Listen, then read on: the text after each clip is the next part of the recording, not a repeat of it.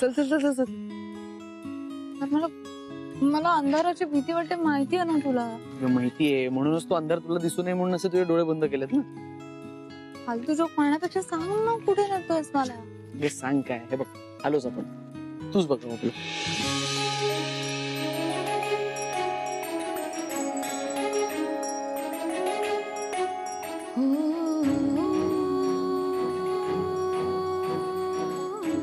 तुझ्या असण्याने नसण्याने माझ्या आयुष्यात फरक पडतो याची जाणीव झाली मला. माझं आयुष्य फक्त तू पुरं करू शकतेस सही, आणि म्हणूनच मला तू हवी आहेस सही. आदित्य, अरे ही तर तीच जागा आहे जिथे मी पहिल्यांदा तुला माझ्या मनातलं सांगितलं होतं. मला तुझ्या बरोबर जरा जास्त जगण्याची इच्छा व्यक्त केली होती. माझं तुझ्यावर किती प्रेम आहे हे पहिल्यांदा स्वतःच्या तोंडून बोलून दाखवलं होतं. मनात जे होतं ते पहिल्यांदाच ओठांपर्यंत आलं, पण तेव्हा मी नव्हतो तुझ्या समोर येऊ शकलो.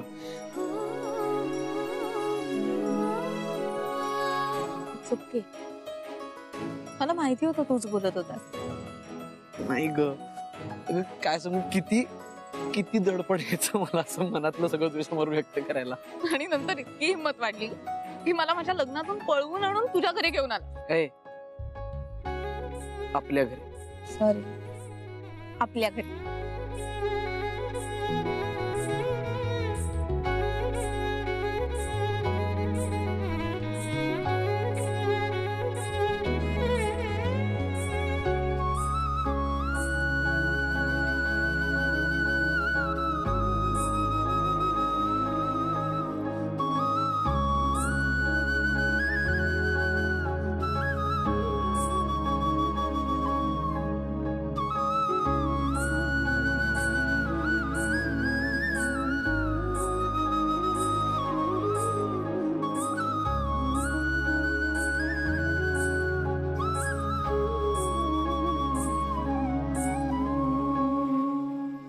काय झालं?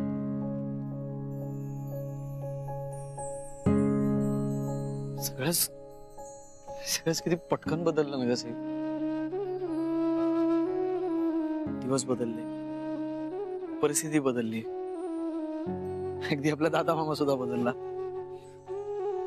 तुझा माझा स्वभाव एकमेकांबरोबर बदलत गेला. आपलं रिलेशनशिप बदललं. सगळंच बदललं, पण एक गोष्ट मात्र नाही बदलली. कोणती? आपलं एकमेकांवरचं प्रेम.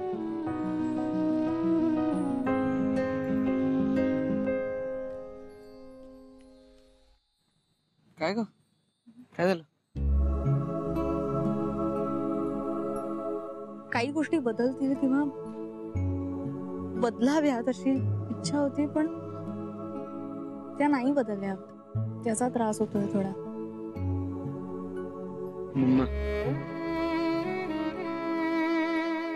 नाही रे, फक्त मम्मा असं नाही, इन जनरल ओव्हरऑलच सगळं जगच.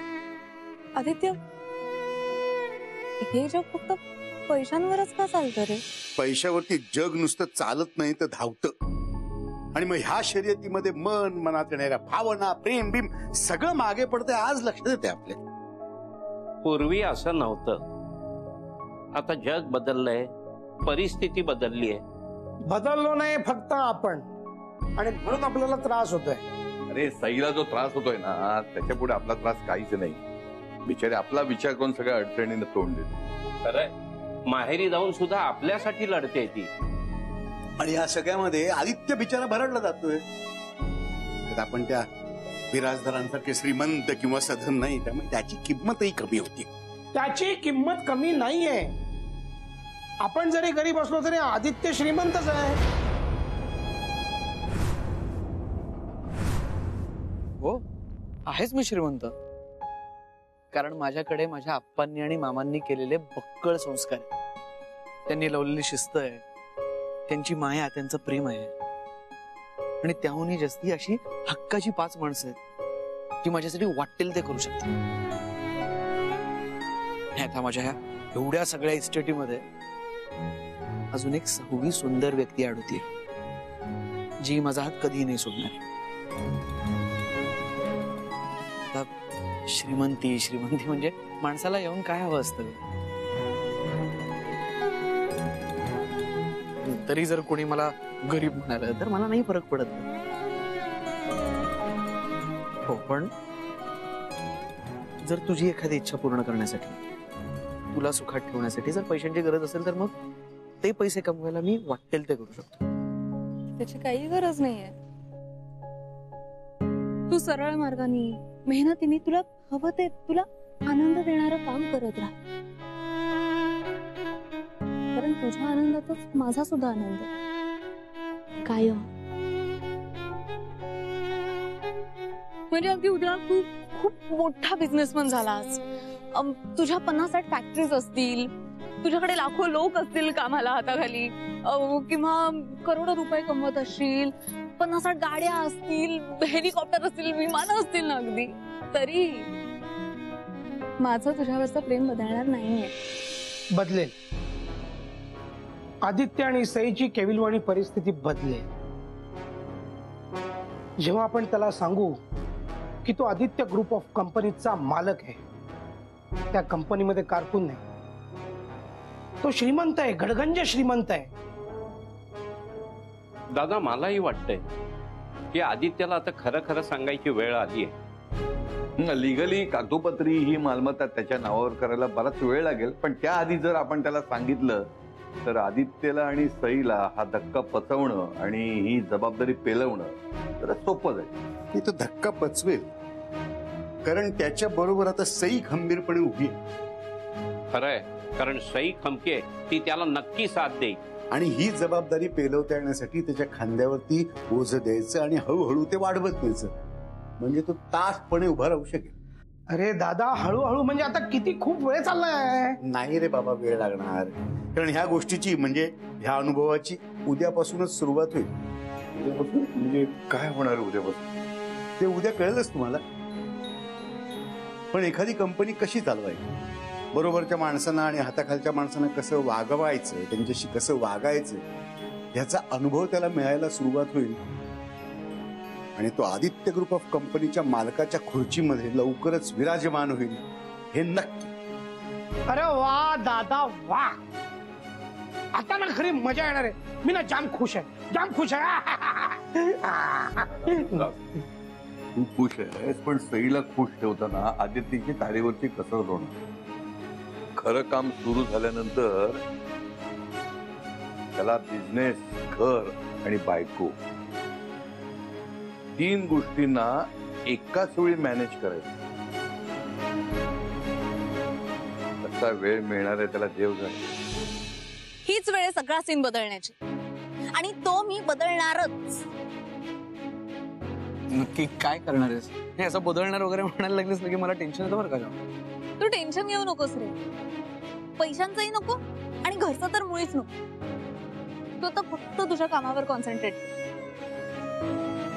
कारण बाकी सगळी जबाबदारी आता हा शमशेर सिंग स्वतःच्या खांद्यावर घेणार. अच्छा, हो खरंच.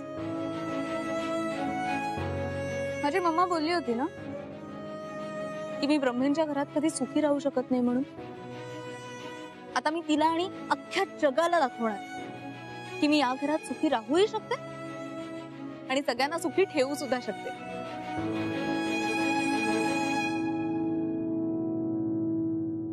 दुनिया वालो, कुर्सी की पेटी बांध लो. कारण आता ही शमशेर सिंग सई अख्ख्या जगाला आदर्श सून, आदर्श बायको, इन शॉर्ट आदर्श गृहिणी बनवून दाखवणार आहे.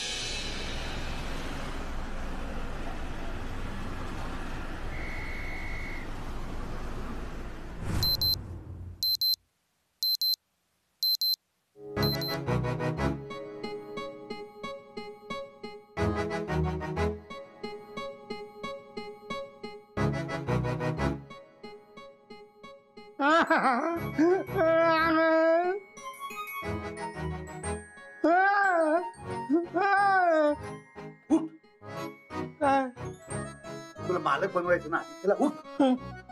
मालक, आदित्य ग्रुप ऑफ कंपनीचा मालक बनण्याची आदित्यची कसोटी आजपासून सुरू करायची. बंधूची पेटी कुठे आहे? तिकडेच आहे. तिकडे नको, दाखव मला कुठे पेटी. आदित्य आणि सई उठायच्या सुरुवात करायला पाहिजे. दाखव चल उठ.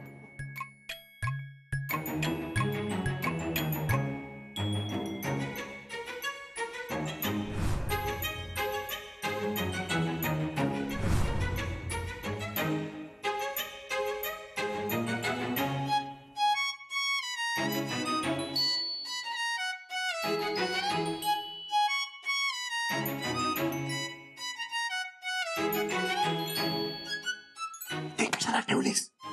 अरे माळ्यावरनं काढायला जीव गेला असता, तिकडून काढणं सोपं आहे ना. सुपे सईने आदित्य तिकडे झोपले. अरे ते आत्ता झोपले, पेटी मी आधीच ठेवली तिकडे. पण ते आता तिथे झोपतात ते समजल्यानंतर दिवसभरात हलवायची नाही का पेटी? अरे सई दिवसभर असते ना इकडे, तिच्या समोर कशी हलवणार पेटी? बस बस बस आता बोलू नका, नाही तर दिवस उजाडेल. चला चला. हे सगळं काम आपल्याला सई आणि आदित्यच्या नजरेत यायच्या आत करायचंय. काहीही झालं तरी ती पेटी आणि त्याचे गुपित आदित्य आणि सईच्या नजरेस पडता कामा नये.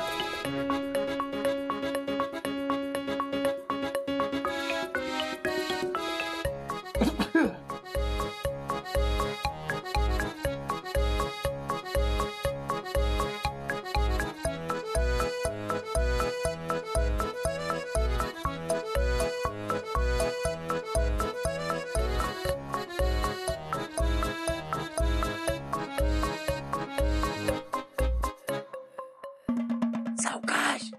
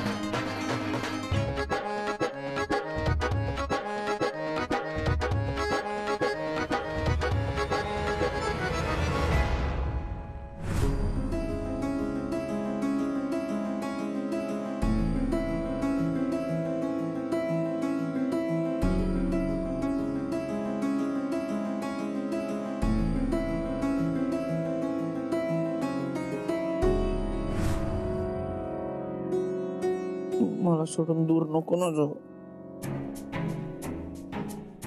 मी तुला सोडून दूर जात नाहीये राजा, उलट या घराला आणखीन जवळ आणण्याचा प्रयत्न करते. म्हणजे मी आजपासून आदर्श सून व्हायचं ठरवलंय. आधी आदर्श बायको बनी. सोड ना. म्हणलं ना, आधी आदर्श बायको, आदर्श गृहिणी होती.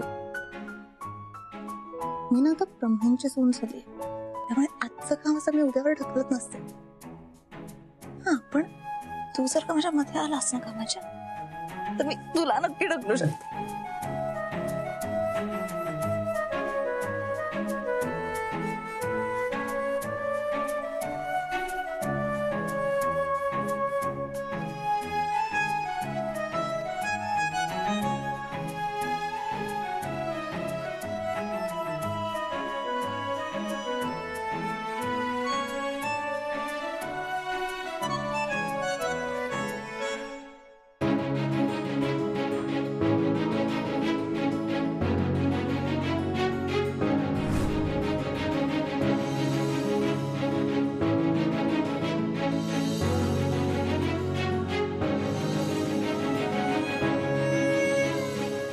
चहा बनवण्यापासून ते डबे बनवण्यापर्यंत आणि घर आवरण्यापासून ते कपडे धुण्यापर्यंत सगळं काम करणारे घरात.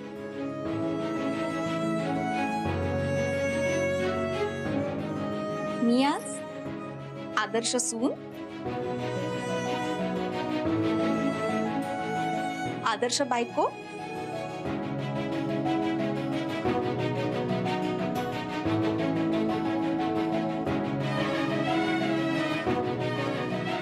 आणि आदर्श गृहिणी बनवून दाखवणार.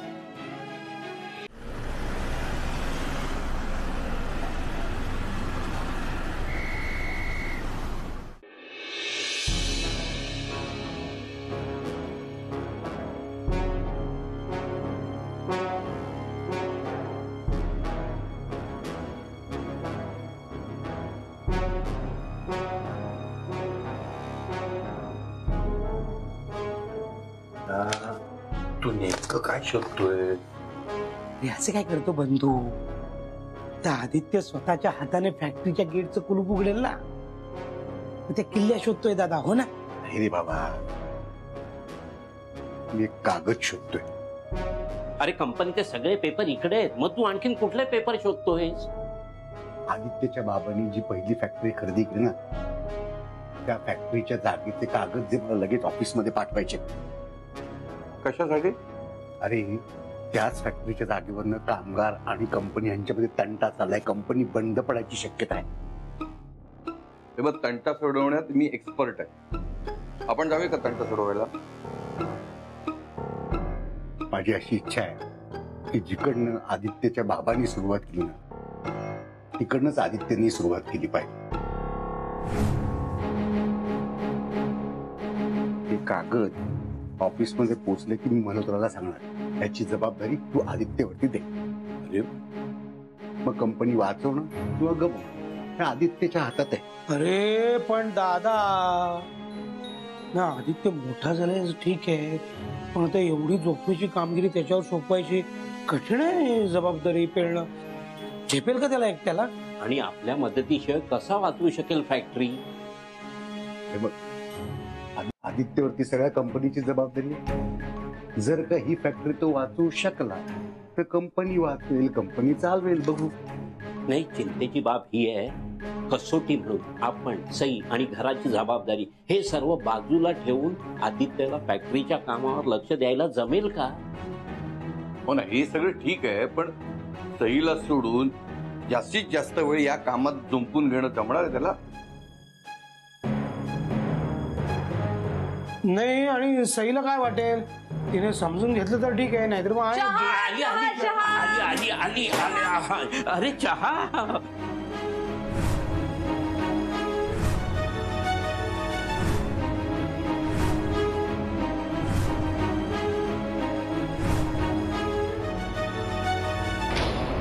काय चाललंय तुमचं सकाळ सकाळ?